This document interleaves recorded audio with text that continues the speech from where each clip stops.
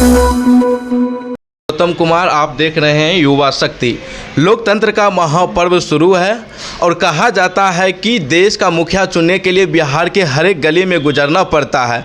उसी गली एक गली हम बेगूसराय में हैं और हमारे साथ सांसद प्रतिनिधि अमरेंद्र कुमार अमर जी हैं बात करने के लिए। हम इनसे जानना चाहेंगे कि गिरिराज सिंह को लोग वोट क्यों करें, आपके नेता को वोट क्यों दें।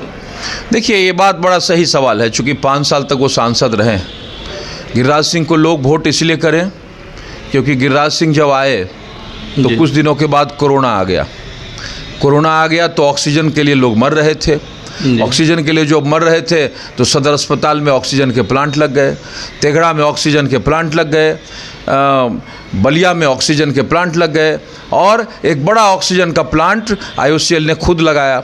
लोग गिरिराज सिंह को वोट इसलिए करें कि पूरे सदर अस्पताल का आधुनिकीकरण हो गया और वहाँ 20 करोड़ से अधिक का बिल्डिंग बन रहा है, सारी चीज़ हो गया। वहाँ पर जो स्वास्थ्य का क्षेत्र था, वहाँ पर जो ICU था वो गिरिराज सिंह आने से पहले बंद था और बंद था तो फिर ICU को चालू कराया गया। वहाँ डायलिसिस की सुविधा शुरू हो गई, वहाँ CT स्कैन चलने लगा।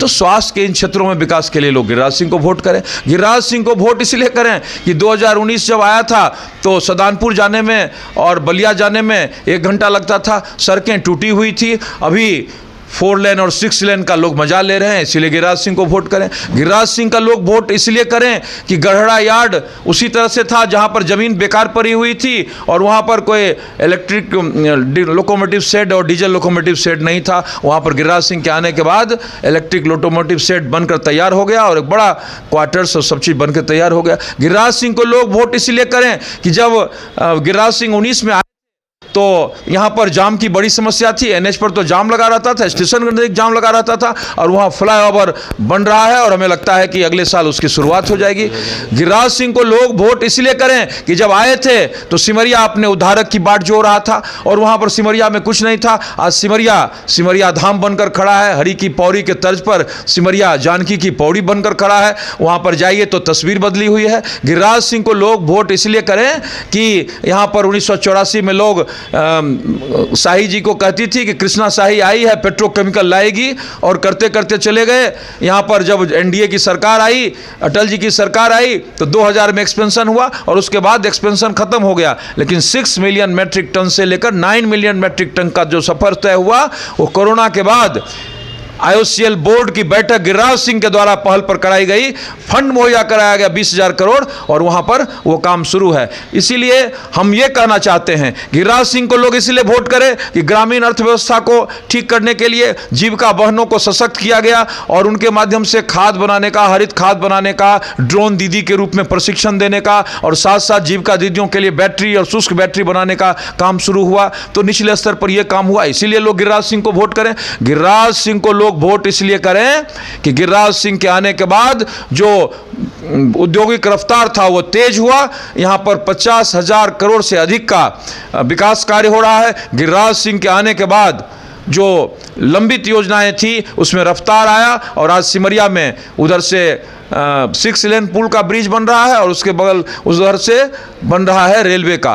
लोग गिरिराज सिंह को इसलिए वोट करें कि पहली बार गिरिराज सिंह के टेन्योर में एक नया NH पटना को जोड़ने वाला 120B जो मुरली टोल से चलेगा और हाजीपुर के पासवान चौक पर निकल जाएगा। इसीलिए लोग गिरिराज सिंह को वोट करें। गिरिराज सिंह को लोग वोट इसलिए करें कि 68 प्रधानमंत्री ग्रामीण सड़क योजनाओं से जोड़कर पूरे दियारा में और सारी सड़कों को जोड़ा गया। 200 से अधिक सड़कें जो MR की सड़कें से बनाया गया और हम उनको भी कहना चाहते हैं चमथा दियारा से जो उम्मीदवार है उसको चमथा दियारा को चीरते हुए दो सड़क, चमथा दियारा को चीरते हुए एक NH 120B और चमथा दियारा को चीरते हुए 2 प्रधानमंत्री ग्रामीण सड़क योजना 8 किलोमीटर की, ग्रामीण सड़क योजना बलिया दियारा में, ग्रामीण सड़क योजना महाजी रामदेरी महाजी में। तो हमें लगता है कि दियारा का भी सुधि लिया, कटाव का भी सुधि लिया, स्वास्थ्य में भी किया, सड़क में भी किया और पर्यटन और पर्यावरण के रूप में भी किया, औद्योगिक क्षेत्र में भी किया,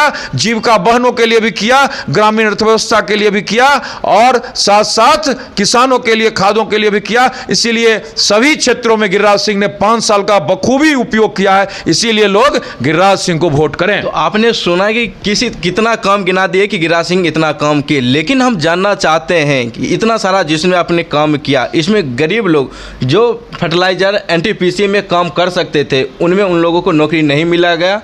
मैं इसका सवाल जो कुछ लोगों को अगर मिला है तो उसमें बताया जा रहा है कि 5 लाख 6 लाख रुपया भी मिला है। नहीं, इसके बारे में मैं आपको स्पष्ट रूप से बता दूं, जानकारी के अभाव में लोग ये सवाल खड़ा करते हैं।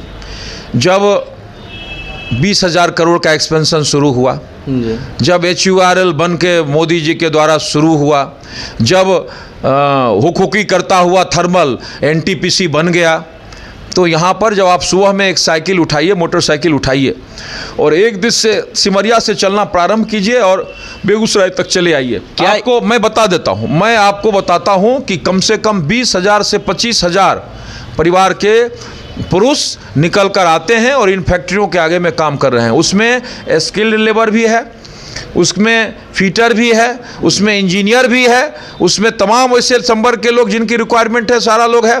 तो ये लोग कहाँ के हैं? ये लोग बेगूसराय के लोग हैं।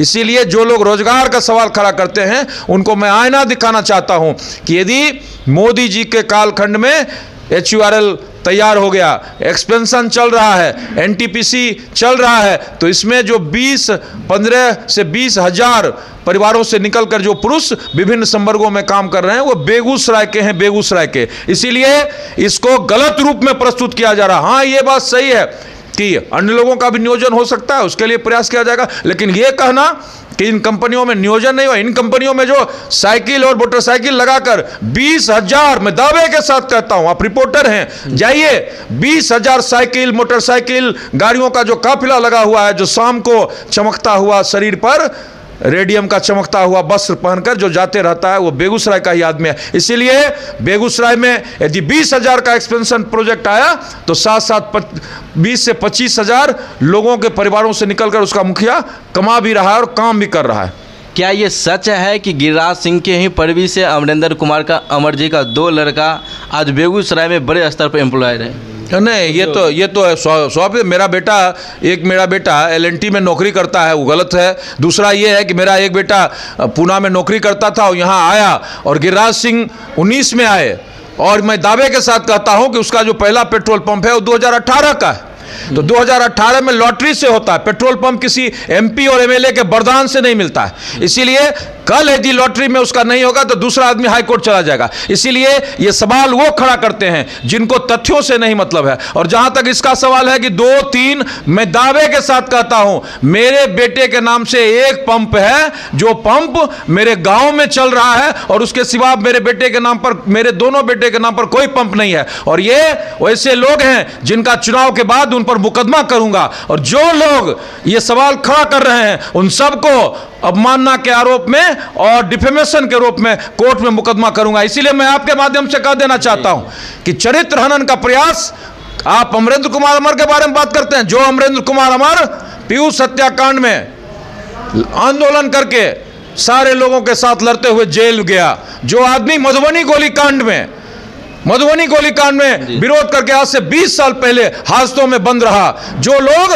पन्ना के मुखिया के मर्डर के बाद NH को जाम करके उसके खिलाफ संघर्ष में रहा, आज वैसे चेहरे को बदनाम करने के लिए पेट्रोल पंप का नाम, मैं दावे के साथ कहता हूं, एक पेट्रोल पंप जो लॉटरी में मिला और वो गिरिराज सिंह के MP बनने से पहले आवंटित हुआ, ये डॉक्यूमेंट्री फैक्ट है। उसके सिवा मेरे परिवार पर कोई पेट्रोल पंप नहीं है। इसीलिए ये साजिश है, और उस साजिश में जो लोग शामिल हैं उनको मैं कोर्ट कचहरी में चुनाव खत्म होने के बाद खड़ा करूंगा, मुकदमा करूंगा, डिफेमेशन करूंगा। पेप्सी प्लांट में आप पेट्रोल पंप की बात करें तो पेप्सी प्लांट में कहा जा रहा है कि उसके इर्द गिर्द में बहुत सारे पेट्रोल पंप हैं, लेकिन तेल आपके पेट्रोल पंप से आते हैं। इस बात का भी सवाल मैं जवाब दे देता हूं। जो लोग कहते हैं यदि पेप्सी प्लांट में एक बूंद भी तेल मेरे पेट्रोल पंप से आता होगा तो मैं राजनीति से संन्यास ले लूंगा। आप ये बात ऐसा ही है जो अफवाह चलाकर कम्युनिस्ट पार्टी अफवाह चलाती थी, और तमाम ऐसे नक्कारे लोग जो मेरे संघर्ष से डरते हैं, जो मेरे काम से डरते हैं, जो मेरे दिन रात के राजनीतिक प्रभाव से डरते हैं, जिनको खतरा है अमरेंद्र कुमार अमर से, वो ऐसे लोगों को आगे करके ये बात रखना चाहते हैं। इसलिए चुनाव खत्म होने के बाद इन तमाम लोगों पर, जो लोग ऐसी बात कहते हैं, पेप्सी सामने में है, अब जाकर उससे इंटरव्यू ले लीजिए। यदि पेप्सी कहे कि मैं एक बूंद भी तेल यदि अमरेंद्र कुमार अमर के पंप से आता हो तो मैं राजनीति से संन्यास ले लूंगा। इसीलिए इस झूठ को बार बार चलाया जा रहा है, और मैं आपसे भी निवेदन करना चाहता हूं, आपके चैनल से भी कहना चाहता हूं कि इन झूठों के आधार पर संघर्ष का जो 25 साल 30 साल का चेहरा है, जो चेहरा लोगों के सरोकार का चेहरा है, मैं दावे के साथ कहता हूं कि बेगूसराय में कौन चेहरा है? जो मर्डर होगा तो अमरेंद्र कुमार अमर, मरेगा तो अमरेंद्र कुमार अमर, संघर्ष होगा तो अमरेंद्र कुमार अमर, मुकदमा होगा एसपी पर तो अमरेंद्र कुमार अमर, एसडीओ पर मुकदमा होगा तो अमरेंद्र कुमार अमर, डीएसपी पर मुकदमा होगा तो अमरेंद्र कुमार अमर। कौन लोग हैं जो संघर्ष के साथ खड़ा रहा है? इसीलिए संघर्ष के उस चेहरे को डिफेम करने के लिए ये बातें कही जा रही है। क्या बेगूसराय की जनता ये अपने मन से निकाल दें कि गिरिराज सिंह के जो साथ रहते हैं वही मलाई खाते हैं, बाकी सब छेना भी नहीं खा पाते? नहीं, गिरिराज सिंह के साथ रहने से हमें कोई मलाई नहीं मिली है। मैं स्पष्ट रूप से, जी, मेरा जितना भी बेगूसराय में जमीन है, जायदाद है, वो सब मैं स्पष्ट रूप से ऑन कैमरा कह रहा हूं कि ये सब 2012 से पहले का बना हुआ है। 2008 में मेरे ने विश्वनाथ नगर में मकान बनाया, और मैं उन लोगों को भी कहना चाहता हूं कि मैं 1938 में मेरे खानदान के लोग चले आए यहाँ पर। 1938 में मेरे चाचा यहाँ पर मुख्तार थे, और मेरे पिताजी 1968-62 से यहाँ वकालत करते हैं। इसीलिए मैं वैसे जगह से नहीं आता जहाँ पर भिखमंगे लोग होते हैं। इसीलिए मेरा खानदान हुए वो लोग खड़ा कर रहे हैं जो भिखमंगे हैं, जिनको मेरे बारे में पता नहीं है। इसीलिए मैं स्पष्ट रूप से कहता हूँ, इन तमाम बातों को सुन रहा हूँ,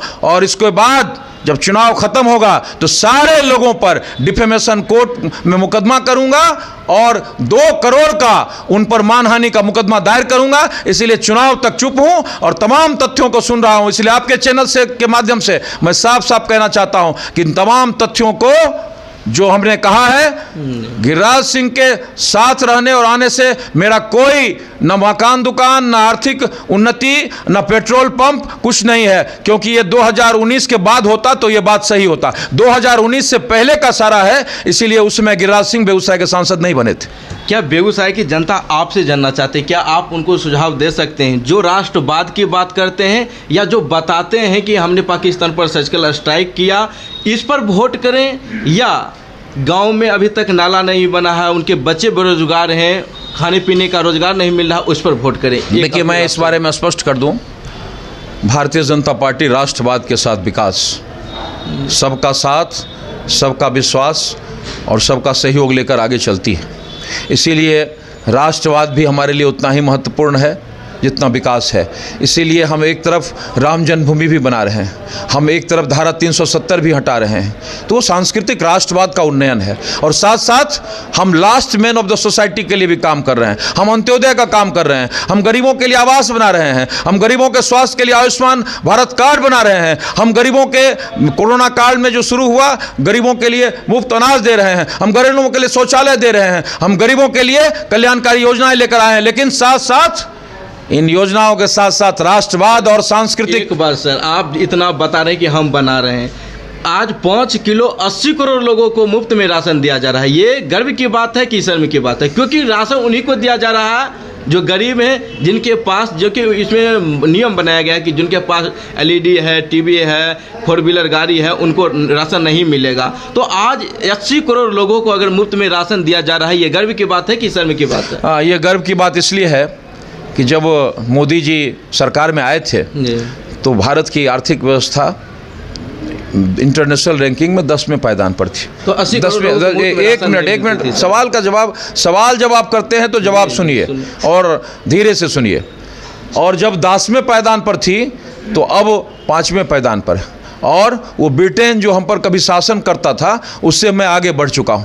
तो एक तरफ दोनों सवाल सही नहीं हो सकते।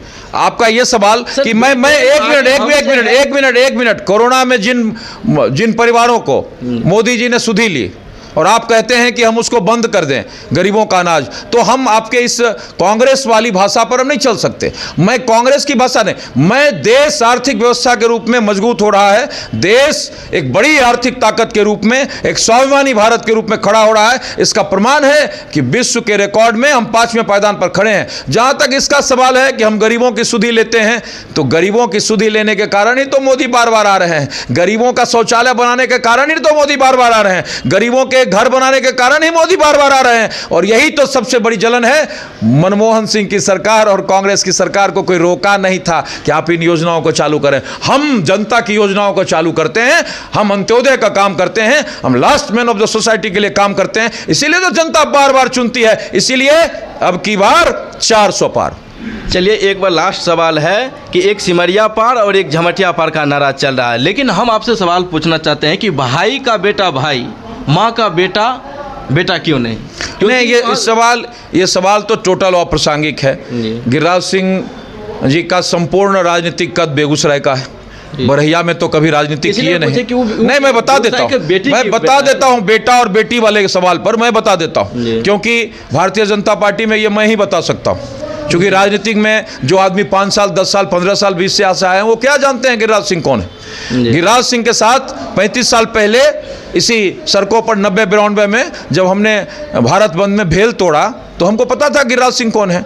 जब हमने महंत राम रतन दास की हत्या हुई और हत्या होने के बाद सबके साथ यदि हॉस्पिटल में गिरिराज सिंह के साथ खड़ा था, तो हमें पता था कि गिरिराज सिंह कौन है। जब हम हरिराम कुमार और महादेव कुमार की हत्या हुई बछवाड़ा में, और लोग जाते नहीं थे बछवाड़ा में, और उसमें यदि गिरिराज सिंह गए थे और मैं था, तो मुझे पता है कि गिरिराज सिंह कौन है। जब सारंदर सिंह की हत्या हुई 93 में, जनवरी में, दिसंबर 92 में, और उसके बाद जब राम जन्मभूमि के आंदोलन के बाद हम लोग आए थे, और उसके बाद जब वो मारे गए तब गिरिराज सिंह आए, तो हमको पता था कि गिरिराज सिंह कौन है। इसीलिए उन तमाम लोगों से कहना चाहते हैं कि गिरिराज सिंह की संपूर्ण राजनीतिक आकृति, संपूर्ण दैहिक आकृति, संपूर्ण शैक्षिक आकृति, तीनों आकृति बेगूसराय में है। और जिन लोगों को पता नहीं है, गिरिराज सिंह का ननिहाल है सिवरी, गिरिराज सिंह ने पढ़ाई की, मैट्रिक पास की सदानंदपुर से, और गिरिराज सिंह की संपूर्ण राजनीतिक आकृति बेगूसराय। इसलिए गंगा पार गंगा इस पार वो बोलता है जिसको जनता ने वोट नहीं दिया है, जिसने जनता के मैंडेट से जो बार बार पराजित हुए हैं। पिछली बार तो 4 लाख से पराजित हुए थे, इस बार 6 लाख से पराजित होंगे। चेहरा बदलने से जीत नहीं मिलती है। पिछले बार का चेहरा भाग गया, नया चेहरा दियारा से खोज के लाए हैं। ऐसा चेहरा जो डिस्कार्डेड चेहरा है, जो 3 बार एमएलए रहा बछवाड़ा का, लेकिन दियारा का विकास नहीं हुआ, दियारा में सड़कें नहीं बनी। और ये गिरिराज सिंह हैं जिन्होंने दियारा में प्रधानमंत्री ग्रामीण सड़क योजना बनाई, जिसने वहां पर एक नया एनएच दिया। ये सवाल तो आपको अवधेश राय से करना होगा कि 3 बार विधायक रहे, चमथा दियारा रोता ही रह गया। चमथा दियारा में सड़क नहीं बना। चमथा दियारा के लोग उसी तरह से आजादी के 50 वर्षों के बाद बेहाल हैं। इसलिए सवाल अवधेश राय से है, सवाल गिरिराज सिंह के साथ नहीं है, क्योंकि गिरिराज सिंह ने तो चमथा का उन्नयन कर दिया, एक नया एनएच दे दिया, नई सड़क दे दिया, प्रधानमंत्री ग्रामीण सड़क योजना से जोड़ दिया। तो क्या इस बार गिरिराज सिंह जीत जाएंगे बेगूसराय से? गिरिराज सिंह तो जीते हुए ही हैं। दोहरा शतक लग सकता है? दोहरा शतक नहीं, गिरिराज सिंह का 13 शतक लगेगा, क्योंकि तीसरी बार सांसद बनेंगे। जी, तो आपने सुना कि साफ तौर पर अमरिंदर कुमार अमर जी जो इन पर आरोप लगा था उनको खारिज कर दिया और बताए कि गिरिराज सिंह क्यों आना चाहिए। अपने इलाके की खबरों को जानने के लिए युवा शक्ति चैनल को सब्सक्राइब करें।